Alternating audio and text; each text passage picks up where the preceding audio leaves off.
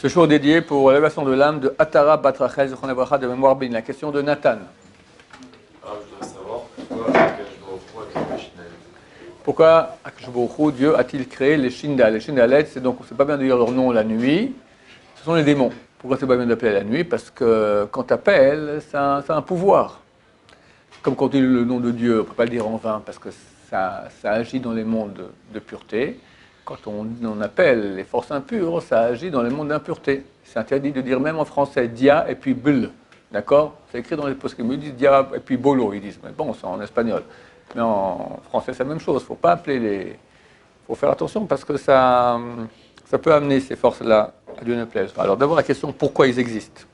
Il faut comprendre que Dieu a créé dans ce monde Zelo Manze Bara Elohim. Dieu a créé ça en face de ça.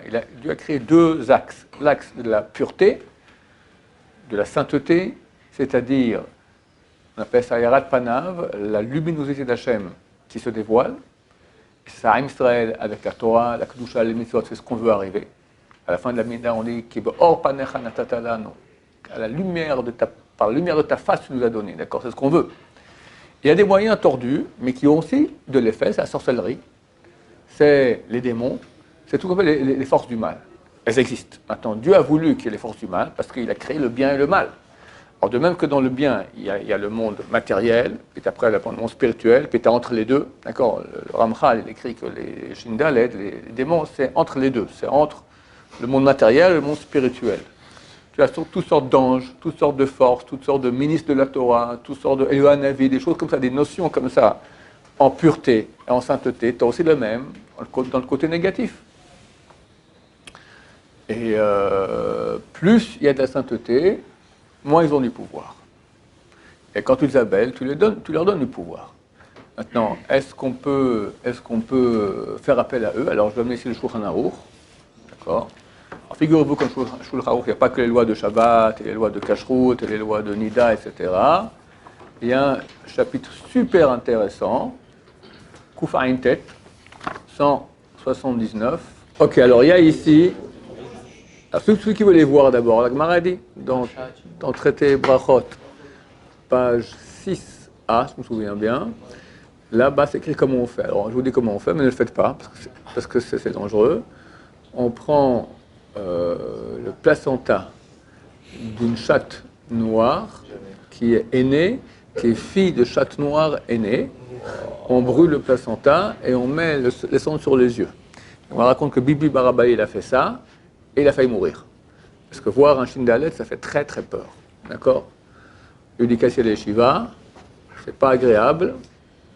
Et Baruch Hashem, depuis il n'y en a pas trop. Peut-être qu'il y en aura bien qu'on en a parlé maintenant. Peut-être qu'il y en a, d'accord. Pardon. Oui, il y a eu des cas. Mais ce que je vous raconte, parce qu'il y en a que je raconte ça, après ils ne dorment plus pendant toute l'année. Donc, ils ne sont pas là, ceux qui sont pas. Bonhomme. Monsieur, soyez bonhomme. Vous êtes d'accord ou pas? Oui. On est dans le sujet. Allez. Bibi Barabaye, il a fait ça, et il a failli mourir. Alors, que les sages d'Israël ont prié pour lui, il a guéri. Maintenant, on n'est ni Bibi Barabaye, c'est le fils d'Abaye, on n'a pas les sages d'Israël qui vont prier pour nous quand on fait ces bêtises-là. Donc, personne ne fait ça. Maintenant, oui, alors il y a eu des cas. Il y a eu un dans la chambre d'Edan. Il m'a raconté qu'il était dans les trucs. Il dormait où? Il s'est réveillé. Il ne pouvait pas bouger. Il a vu comme ça une sorte de. En français, c'est un gnome, une sorte de type haut comme ça, près de son armoire, qui le regarde et il ne faut rien faire. Et après, c'est parti. Moi, c'est arrivé? Moi, à Paris. À Paris. Moi, j'arrivais pas à ouvrir les yeux. Et dès que j'ai réussi à ouvrir les yeux, moi, c'est un truc de ouf qui m'arrive. J'ai vu un énorme œil sur mon mur. J'ai pleuré, c'était pas bien, j'ai demandé. Ouais, il peut y avoir des choses pareilles.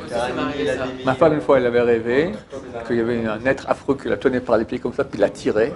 Elle dormait la nuit, tout ça. Puis après, s'est réveillée, puis le lit, en fait, il avait bougé comme ça du mur. D'accord? Ça, vraiment, ça a tiré. Il y a un qui étudiait ici la nuit très tard, vers 2-3 heures du matin, pour qu'il ne faut pas continuer à le faire. Il entend du coup la porte qui s'ouvre derrière comme ça, tric. Il ne dit pas tric, ça coca ça revient tric, tric, tric. Il n'a pas jamais voulu regarder ce qui se passait. Non, il n'est pas allé chez moi maintenant. Ouais. Bon, il y a encore d'autres histoires, j'ai déjà oublié. Mais j'ai oublié. Non, j'ai oublié. Voilà, des trucs comme ça, j'ai oublié. Vous avez déjà vu Comment quelque tu peux chose comme penser ça? que tu étudies la Torah? T'as pas peur, maman? T'as la Torah? Voilà, tu la Torah, tu continues. Vous avez Voilà. déjà vu quelque chose comme ça, vous? Non, pas au Hachem. On ne veut pas. Alors ici, dans le chapitre Dans 200... la chambre d'Hélène, vous avez oublié Rabbi. de... Dans la chambre de voir. Il a dit qu'il Le Dan, c'est ça, il voilà. Il s'appelait, comment un gars? Bon, un garçon, pas dire son nom, voilà. Il a vu, était, voilà. Il y a encore les chiens. Oh non, il peut, c'était il y a 10 ans au moins. Il est marié, a des enfants, Baruch Hashem. Alors, dans le chapitre 179 du Shulchan Aruch, traité Yoredea, alinéa, là vous avez tout ce chapitre parle, mais en ou Mechachef, les lois de sorcellerie. Super passionnant. Et là, ils nous disent, voilà, Maaseh Shedim Assour. Faire des actions avec les démons, c'est interdit. Les appeler, rendre service. Veyesh Mishemetir, il y en a qui autorisent. L'échelle Bahem à la Gneva, uniquement de poser question sur le vol. On t'a volé quelque chose, voilà, tu appelles, allez, rends-moi service, où c'est. La Gemara parle de plusieurs cas. Il y avait un dans la Gemara qui s'appelle Yosef Shida, le démon Yosef. Il est envoyé par les sages d'Israël, tu m'amènes un truc, il rendait service aux sages d'Israël. Le Réma, donc il fait une annotation, c'est autre chose du même type. Pas forcément le vol, d'autres choses comme ça, rendre service, des trucs, etc. On peut. Validea Shbaat. Et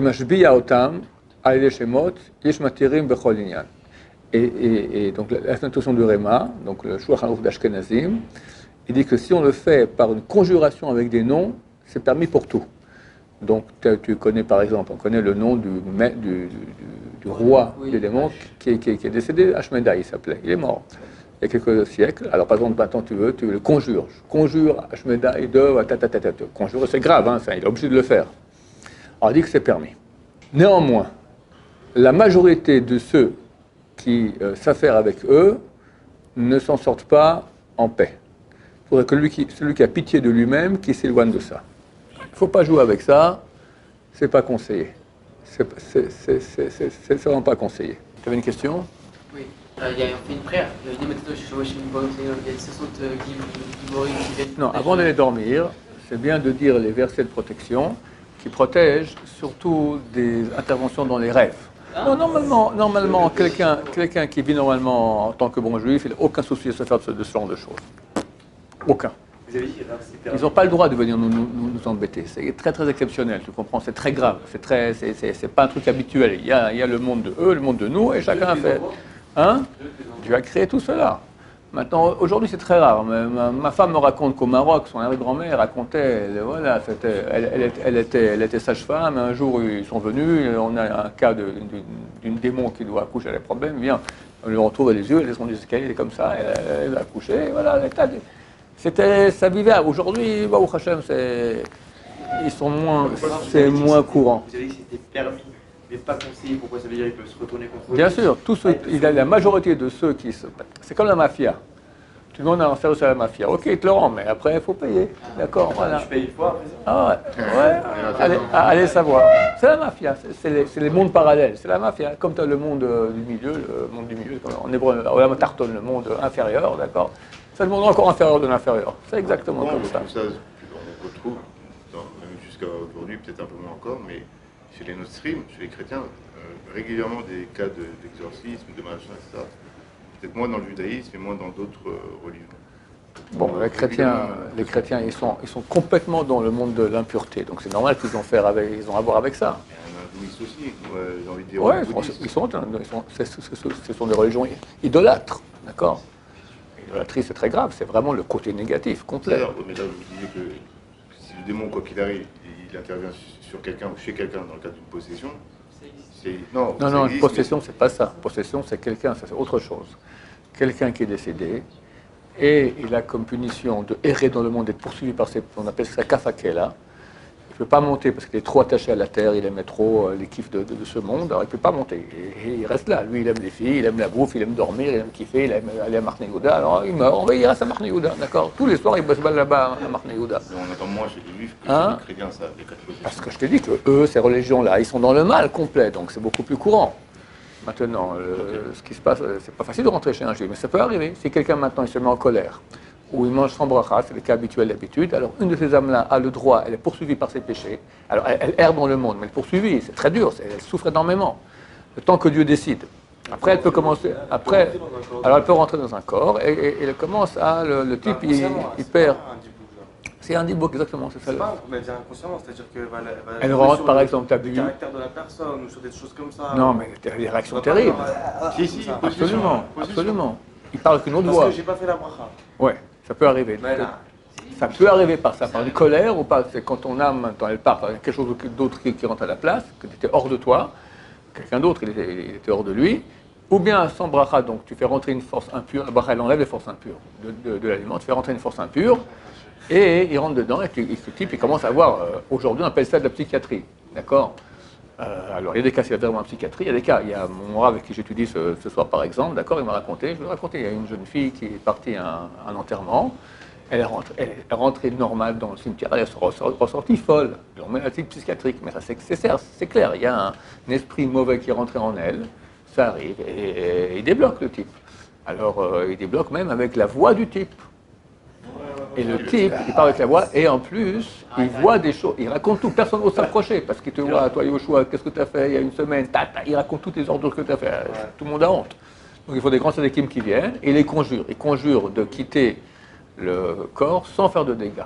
On demande qu'il sort par le petit doigt, et ça sent, et hop, après, tac, il part comme ça, il fait un trou dans la fenêtre, et comme ça, il part. Ils peuvent rentrer dans un autre corps. Ils peuvent, mais c'est pas si facile que ça. Mais c'est un trou, je crois. On les conjure de ne pas faire ça. Il y a des expériences comme ça, parapsychologiques. Alors, Rav Wasserman avait une fille qui avait bu à la fontaine sans faire la bracha, elle a été prise. Alors, on appelle Rav Wasserman, c'est l'élève de Chavetz Chaim, et il a obligé le dibouk à sortir. Il a demandé, fais attention, sinon je demande au Chavetz Chaim de venir. Il s'est mis à trembler, le Chavetz Chaim, c'était la statue. Il dit, comment on le considère dans le ciel? Il a dit Tanale, un petit Tana. Tana, c'est le rabbanim de la Mishnah, d'accord? Chavetz Chaim. Voilà, il y a eu un cas il y a une quinzaine d'années. Il y en a qui c'était du chiquet, il y en a qui c'était vrai, je sais pas, il y avait une cassette entière qui était sortie, on entendait le type, c'est une femme qui parle avec un accent d'homme, je veux un tapron, etc. Et ils ont fait comme ça, bon, voilà, ben ça là. Oui. Shema Israël. Le mieux c'est Shema Israël. Maintenant, si tu sais dire, c'est le Teilim 91, ça c'est le Teilim contre les forces négatives. Quand on amène le corps d'un décédé pour l'enterrer, alors on l'accompagne et tout le monde dit ensemble, etc., parce que ça empêche, il y a beaucoup de forces de mal en ce moment qui veulent rentrer dans le corps. Tous les péchés, etc., ils veulent le bouffer, d'accord, c'est très dur, alors pour le protéger, on dit ça aussi avant d'aller dormir, pour être protégé durant la nuit. C'est quoi le rapport entre le manque de bracha et le fait de... Quand tu fais une bracha, tu enlèves les forces de mal de l'aliment. Tu les fais partir maintenant. Quand tu fais pas ça, donc ils sont dedans. Il y a des niveaux, ça veut dire qu'il y a une personne, par exemple, qui Bien va pas sûr. faire une bracha. Bien Elle va sûr. pas avoir fait un dibouk qui va le retourner comme ça. C'est Elle a pas dû chaque faire fois, quelque mais chose, ça peut arriver. je Je sais pas. t'explique, c'est comme si maintenant tu as quelqu'un qui est malade, il a une maladie qui est contagieuse. Maintenant, tu rentres dans la chambre, tu dis attention, danger. Quoi? Tu peux ramasser une tuberculose. Alors, tous les gens qui rentrent là-bas, ils ont la tuberculose. Non, mais il y a un risque. Quand quelqu'un ne fait pas la bracha, il y a un risque. Combien? Je ne sais pas, 1 sur 1000, 1 sur 10 000, 1 sur 100 000, mais il y a un risque. Ça peut nous arriver. Hein? Bien sûr, Chassid Shalom. À Dieu ne plaise, bien sûr. Mais nous, ça n'arrivera pas, parce que nous, on fait la bracha avant. Baruch Hashem. Ça se peut qu'il y ait un dibouk et qu'on ne le sent pas, comme ça il est toute la... Ça m'étonnerait.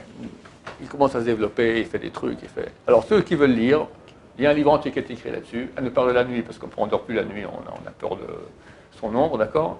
C'est un livre qui a écrit le élève du Ben Ish Chai, qui s'appelle le Rav Yudah Ftaya, Chacham Yudah Ftaya, Zichron Lebracha, qui est venu d'Irak, qui est enterré ici à Arazetim. Il a créé un livre entier qui était expert dans l'exorcisme, d'accord?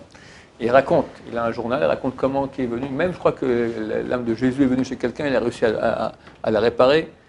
Donc il a fait un bouquin, mais c'est un bouquin, j'ai demandé à Yaoud de le traduire en hébreu, en français, il ne peut pas, cette histoire d'héritage, machin, etc., et on ne peut pas. Mais en hébreu, c'est extraordinaire, ça s'appelle Aruchot Mesaprot. Les esprits racontent. On l'a ici? Vous l'avez lu? Hein, où ça? Il a laissé dans la carte des Shiva, Ah, très bien, ok. Vous l'avez lu? Bien sûr, je l'ai lu. Entièrement. Ouais, c'est pas si long. Passionnant.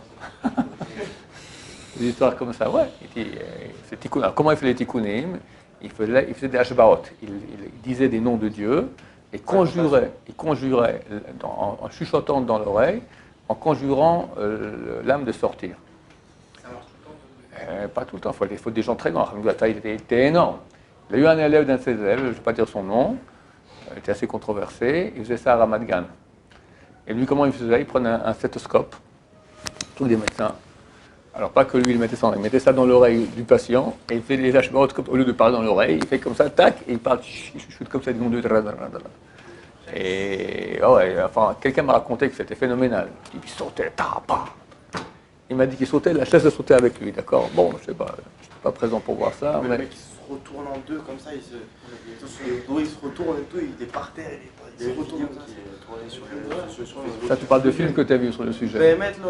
En hébreu, sur des juifs ou sur des goïs? Sur des juifs en Israël. Ouais. Il est là, ils sont dans une bêta Knesset, c'est quelqu'un qui filme en direct comme ça, et il est par terre, un jeune comme ça qui est. Ouais. Ah ouais, mais c'est deux choses qui il faut un chef de cette terre comme ça, il faut on va y avoir. Voilà. Voilà, vous voulez encore un tout petit truc sympa, les trucs parapsychologiques. Il y a, lorsque quelqu'un doit faire la khalitsa. Khalitsa, c'est-à-dire si Yaakov s'est marié avec Rachel, et Yaakov est décédé, Rachel n'a pas d'enfant, alors Esav, le frère de Yaakov, doit se marier avec Rachel. Rachel, elle ne veut pas avoir se marier avec Esav. Ashkenazim ne se marie jamais, les Saradim peuvent se marier. Mais elle ne veut pas se marier avec lui, elle doit lui faire une khalitsa. Pourquoi? Parce que normalement, c'est bien qu'elle se marie avec elle pour amener une descendance qui sera appelée au nom de son mari défunt, le frère, vu que c'est la famille, d'accord? C'est comme si c'est son mari, son feu mari, d'accord, qui a mis au monde un enfant. Alors, elle ne veut pas, alors on fait toute une sorte de cérémonie qu'on appelle une khalitsa. Et ça, ils font au Badat, ici à Yerushalayim, ils font ça. Alors quand ils font ça, ils mettent des bougies sur tout le bord comme ça de la salle dans laquelle ils font ça. Et dès que c'est fini, magiquement, toutes les bougies se tiennent. C'est-à-dire que l'âme du frère, tac, elle est partie. Et pour monter, elle éteint toutes les bougies. C'est des trucs quotidiens ici à Yerushalayim. Donc il y a des phénomènes comme ça, parapsychologiques, expliqués par la Torah. Donc il y a une métier, il y a une réalité pareille. Oui. On voit qu'il y a aussi des goïms qui utilisent des forces négatives, mais qui ne sont pas aussi, je ne sais pas comment dire, genre violents que comme des démons, des trucs comme ça, par exemple en Inde ou des trucs comme ça. Alors c'est quoi? C'est mieux géré? Alors bien sûr, donc comme j'ai dit, Dieu il a créé le bien, on va appeler ça la pureté et l'impureté. Il y a des pouvoirs impurs, la sorcellerie. Nous, les Juifs, quand on veut faire des choses magiques, on utilise des noms de Dieu. C'est interdit de faire ça, à moins qu'on soit d'un degré extrêmement haut. Mais c'est quoi extrêmement haut? Ma'achor Bahamital, celui qui a écrit toute la Kabbalah, d'accord, il a fait ça une fois pour s'enfuir, il a fait le saut du nom de Jérusalem à Damas. Son maître, le rabbin Noir, est venu en rêve, il a dit: pourquoi tu as fait ça? De quel droit? Si déjà tu as fait ça, tu aurais dû faire un truc pour que Mashiach vienne. Donc c'est très très grave de faire ça. J'ai le cousin de ma femme qui lit la Kabbalah et qui étudie chez un rave, un vrai kabbaliste, que le rabbin s'est dit qu'on pouvait étudier chez lui. Bon, mais ce jeune, quand ce vrai kabbaliste, quand il était jeune, j'ignore son nom, quand il était jeune, il avait un grand essara de tenter le coup comme ça. Alors il a fait, et le pauvre, il s'est ramassé un truc terrible, d'accord? Il ne veut pas dire, voilà, d'habitude, les enfants, un truc comme ça, des trucs terribles, d'accord? Donc ça marche, mais il ne faut pas jouer avec ça, donc c'est très très grave. Maintenant, les forces impures, ils ont aussi des noms et des trucs, c'est la sorcellerie, d'accord? Et eux, c'est pas forcément faux. Quand on entend par exemple c'est tout à fait vrai. des miracles. Oui, mais La Gemara raconte que les sages d'Israël, Rabbi Hanina, il y avait une fois, il y a une sorcière dans un bateau, elle a dit que le bateau s'arrête. Alors non, que le bateau continue. Non, elle voulait prendre, il y a deux histoires. Elle voulait s'asseoir entre deux rabbins. Ils ont dit non. Et elle a fait que le bateau s'arrête. Eux, ils ont dit un truc, que le bateau a continué. D'accord? Et il faut être du niveau de ces rabbins. Il y avait un autre Rabbi Hanina. Fallait, pour qu'elle fasse son truc de sorcellerie, qu'elle prenne du sable, de la terre sous lequel il a marché. Et elle lui a dit: prends tout ce que tu veux, tu peux pas, parce que je suis plus haut que ce niveau-là.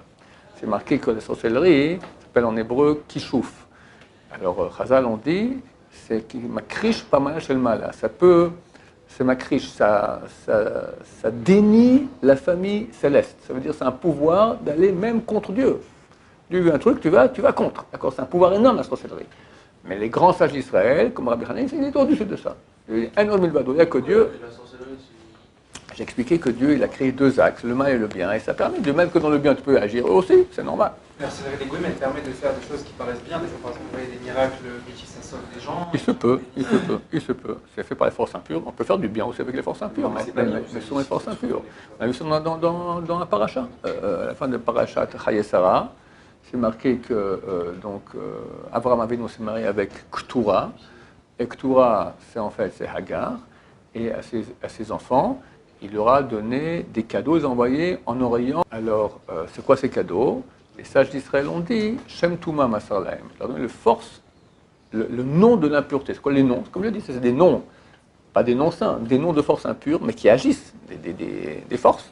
Comme dans la Torah, tu peux faire agir des anges, tu peux agir des noms de Dieu, etc. Tu peux faire aussi des noms d'entités impures qui ont des pouvoirs. Il a donné ça aux enfants de Hagar. Ici, ils sont partis en Orient, en Extrême-Orient, et on dit que c'est les Brahmanes.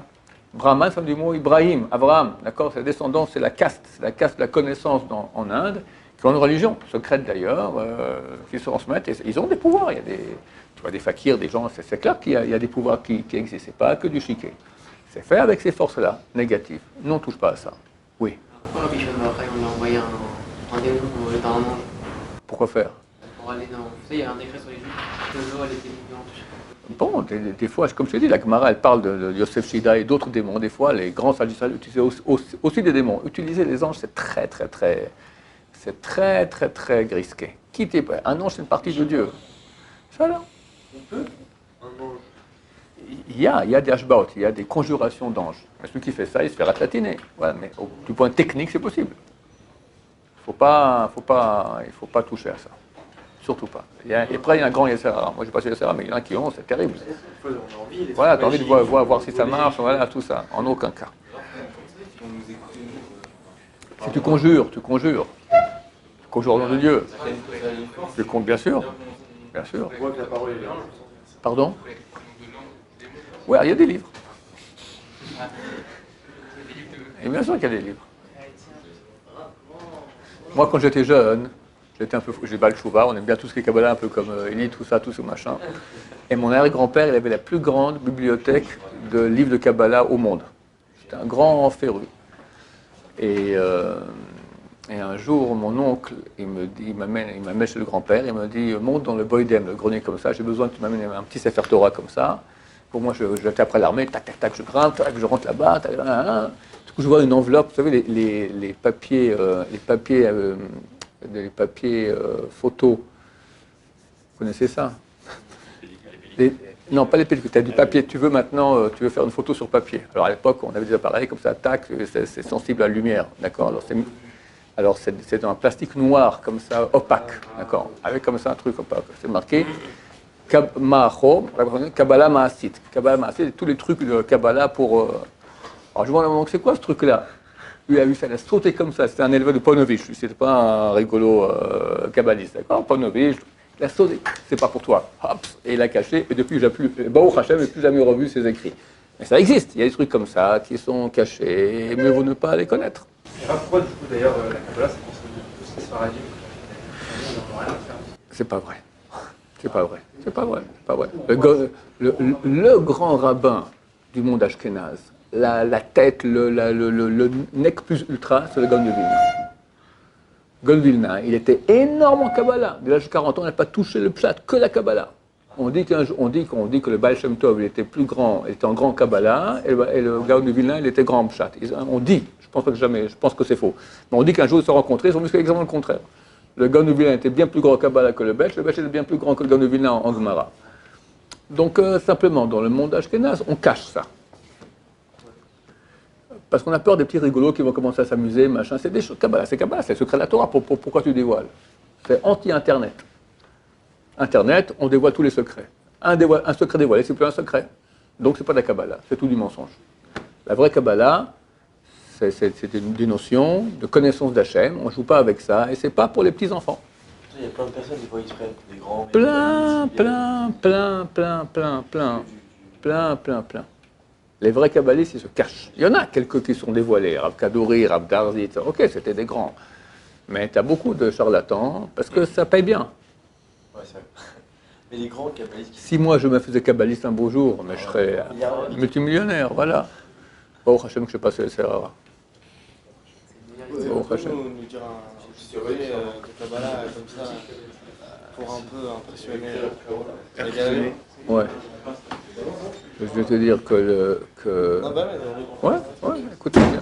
À la fin du Zohar, c'est marqué que Rabbi Shimon Bar Yochai, il a voulu dévoiler les plus grands secrets de la Kabbalah à ses élèves, 10 élèves. Et il leur a dit, mais je dois auparavant réparer chez vous la mida de Oler Rachil Megale Sod. Oler Rachil, quelqu'un qui est colporte et qui va dévoiler les secrets. Parce que moi maintenant je vais vous dévoiler les secrets. Et je suis certain que vous êtes des gens, Ne'eman Ruach Mechased Davar, c'est marqué Ne'eman Ruach, celui qui est Ne'eman Ruach, il a un esprit fidèle, on peut lui faire confiance. Mechased Davar, il cache les choses. Arriver à garder les secrets. Et il explique c'est quoi quelqu'un qui colporte, quelqu'un qui va de personne en personne, raconte des secrets. Mais il dit c'est pas ça. Le sens, il explique comme ça. Il dit que quand on dit un secret à quelqu'un, il dit bon, ça, ok, je garde ça secret. Si le type il n'est pas solide, il n'est pas Ne'eman Ruach, il n'est pas fidèle dans son esprit, alors, il est très solide, alors il dit que le secret, il monte et colporte dans son corps. Il monte, il descend, il monte, et le type, il n'est pas tranquille. 1 an, 2 ans, 3 ans, au bout d'un moment, tic, il sort le secret. Voilà, c'est un beau secret que je te racontais maintenant. On le sait, enfin, Tu le savais ça? Ouais. Alors tu veux que je dise un secret maintenant? J'en ai pas. J'en ai pas. Alors, comment les combattre? Comment les élèves de notre. Hein? Pas qu'ils viennent chez nous. Ouais. Tu dis Shema Israël. Si c'est un cas particulier, Shema Israël, j'ai quelqu'un qui m'a appelé, un cousin éloigné de ma femme. Il était à Tel Aviv avec une jeune fille chez lui. Et tout à coup, il y avait un paquet comme ça de tissus, comme ça. 5 ans, 5, 6 ans peut-être, 10 ans peut-être, quelque chose comme ça. Un français, un francophone, tu le connais? Bon. Et elle sent que le truc il bouge comme ça. Alors la fille elle écrit Shema Israël. Le paquet, il a sauté comme ça, 1 ou 2 mètres. Le type il m'a appelé. Je lui ai dit, bon, il faut commencer à être un bon juif, Shomer Negia, machin. Bon, il m'a raccroché. Bon, ça c'est. Non, je voulais faire un tikkun bayit. C'est vrai que c'est très important. Ça, c'est super important. Quand quelqu'un rentre dans une nouvelle maison, même qui est loué, il doit faire un tikkun bayit. On lit 3 traités de Mishnah, Rachetevot, dont les initiales c'est bayit, c'est brachot, Yom Tov, c'est Nachal Betza, et Tamid, un peu de Zohar, un peu de Rambam, une petite prière que fait tout le monde, et comme ça on fait fuir toutes les forces négatives. Ça c'est super important. J'avais un ami qui était au collège chez nous, et à Dieu ne plaise, et son fils de 8 ans est décédé. Et après la Shiva, il va voir le rabbin, il lui dit pourquoi c'est arrivé? J'ai rien, qu'est-ce que c'est? Il dit est-ce que tu as fait un tikkun bayit? Il dit non, encore aujourd'hui je le fais. On peut faire même si c'est la maison là. Ça veut dire qu'on peut faire même si ça fait 10 ans qu'on habite. Il faut le faire le plus rapidement possible, parce que tu as des forces négatives, et des fois. Ton frérot, il m'a raconté qu'ils étaient une fois dans la maison, il entendait des tiroirs qui s'ouvraient, des machins, des pas, tu lui demanderas. C'est dans la famille, d'accord. ça arrive très souvent des choses comme ça. Et pour faire fuir tous ces. Il y a des maisons hantées, il y a des esprits qui. Quelqu'un, il a vécu dans un endroit et il est mort. Des fois, il ne peut pas monter au paradis. Il est bloqué là, il reste dans son monde. C'est ce qu'il veut, d'accord. Lui, il aimait, je ne sais pas moi. Hein? Mais pas suffisant, ça dépend à quel point un Kaddish est gentil, mais c'est pas magique. D'accord, tu lui as fait les 400 coups, d'accord, il était loin de Torah, il était Olama, il voulait que ce monde-ci. Il reste dans ce monde, il reste bloqué là, le temps que Dieu décidera, des siècles des fois.